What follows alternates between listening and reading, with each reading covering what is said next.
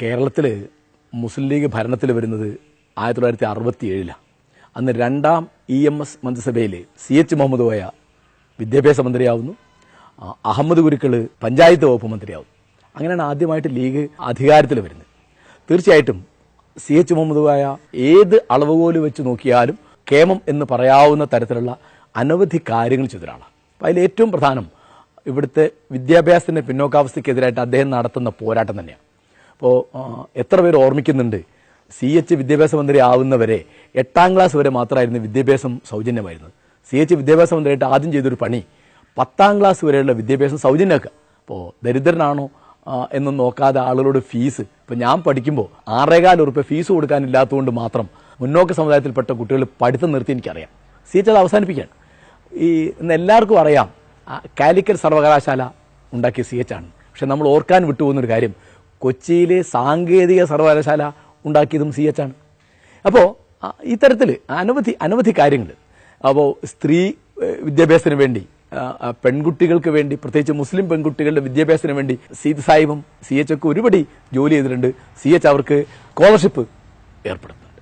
അപ്പോൾ അത് ഞാൻ പറഞ്ഞത് അങ്ങനെ. അപ്പോൾ അത് മുസ്ലിം പെൺകുട്ടികൾ എഴുത്ത് പഠിക്കുന്ന ഹറാമാണ് എത്രയോ കാലം പറഞ്ഞു നടത്തുന്ന ഒരു സമുദായത്തിന് വേണ്ടി അങ്ങനെയൊക്കെ ചെയ്യേണ്ടി വരും.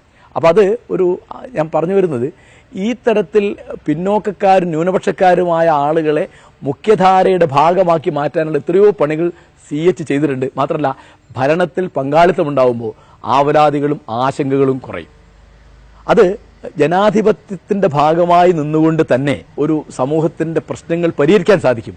പ്രശ്നങ്ങൾക്കുള്ള പരിഹാരം രാഷ്ട്രീയത്തിലാണ്, അത് ആയുധത്തിലല്ല ആശയത്തിലാണ് എന്ന ഒരു ധാരണ കേരളീയ മുസ്ലിങ്ങൾക്ക് ഉണ്ടാവാൻ പ്രധാനപ്പെട്ട കാരണം ലീഗിന്റെ ഭരണ പങ്കാളിത്ത.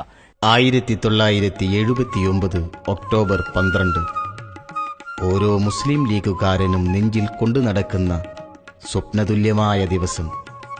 അന്നാണ് സ്വതന്ത്ര ഇന്ത്യയുടെ ചരിത്രത്തെ അമ്പരപ്പിച്ചുകൊണ്ട് മുസ്ലിം ലീഗുകാരനായ മുഖ്യമന്ത്രിയായി CH മുഹമ്മദ് കോയ അധികാരമേൽക്കുന്നത്.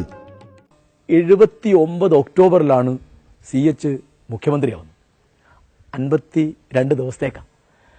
അന്ന് മുസ്ലിം ലീഗിന് 11 മെമ്പർമാരെ നിയമസഭയിലുള്ളൂ. ഈ കാലത്ത് ഇറാനിൽ ഇസ്ലാമിക വിപ്ലവം നടക്കുക.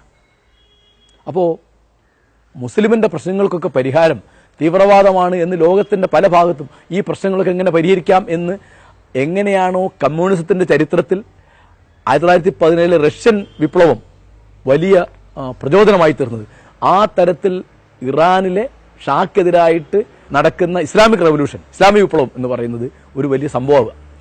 79 ഡിസംബറിലാണ് അഫ്ഗാനിസ്ഥാനിലേക്ക് റഷ്യൻ സൈന്യം അധിനിവേശം നടത്തുന്നത്. അതും വലിയ അളവിൽ ലോകത്തിൻ്റെ പല ഭാഗത്തും ഉള്ള മുസ്ലിം ചെറുപ്പക്കാരെയും മുസ്ലിം സമൂഹങ്ങളെയും പ്രകമ്പനം കൊള്ളിക്കുന്നുണ്ട്. അപ്പോൾ ഒരു ഭാഗത്ത് ഇറാന്റെ ഇസ്ലാമിക വിപ്ലവത്തിൻ്റെ പ്രചോദനം, മറുഭാഗത്ത് അഫ്ഗാനിസ്ഥാനിലെ റഷ്യൻ അധിനിവേശത്തിൻ്റെ പ്രകോപനം. അതിൻ്റെ ഇടയിലാണ് CH മുഹമ്മദ് കോയ കേരളത്തിൽ മുഖ്യമന്ത്രിയാവുന്നത്.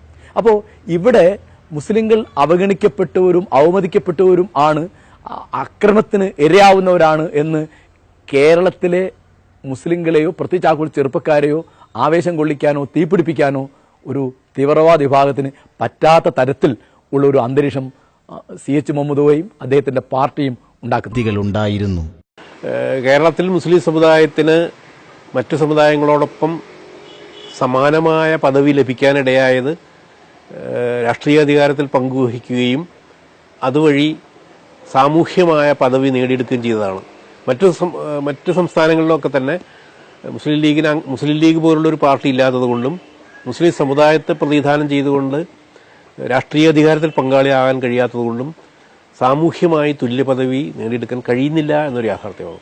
കേരളത്തിലെ മുസ്ലിം ലീഗും മുസ്ലിം സമുദായവും ചെയ്യുന്നത് പോലത്തെ വിവിധ സമുദായങ്ങളും രാഷ്ട്രീയ സാമൂഹ്യ പ്രസ്ഥാനങ്ങളുമായി സഹകരിച്ചുകൊണ്ട് രാഷ്ട്രീയാധികാരം പങ്കിടുന്ന ഒരവസ്ഥ ലോകത്തിന്റെ ഭൂരിപക്ഷ പ്രദേശങ്ങൾ, മുസ്ലിം സമുദായം വളരെയേറെ ശക്തമായിട്ടുള്ള പല സമുദായങ്ങളിൽ പോലും ഇല്ല എന്നുള്ളൊരവസ്ഥയുണ്ട്.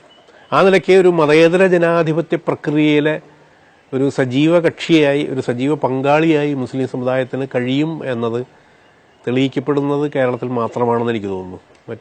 മറ്റു പ്രദേശങ്ങളിലെ മുസ്ലിം സമുദായങ്ങളിൽ നിന്നെല്ലാം ഒരു വ്യത്യസ്തത കേരളത്തിലെ മുസ്ലിം ലീഗ് വഴി മുസ്ലിം സമുദായത്തിനുണ്ടായിട്ടുണ്ടെന്നാണ് എനിക്ക് തോന്നുന്നത്. ഗ്രാമപഞ്ചായത്തിലെ വാർഡ് മുതൽ ഇന്ത്യൻ പാർലമെന്റിലെ ഇരുസഭകളിലും വരെ മുസ്ലിം ലീഗ് പ്രതിനിധികൾ സാന്നിധ്യം അടയാളപ്പെടുത്തിക്കൊണ്ടിരിക്കുന്ന സാഹചര്യത്തിലും നാം ഏറെ മുന്നോട്ടു പോകേണ്ടതുണ്ട്.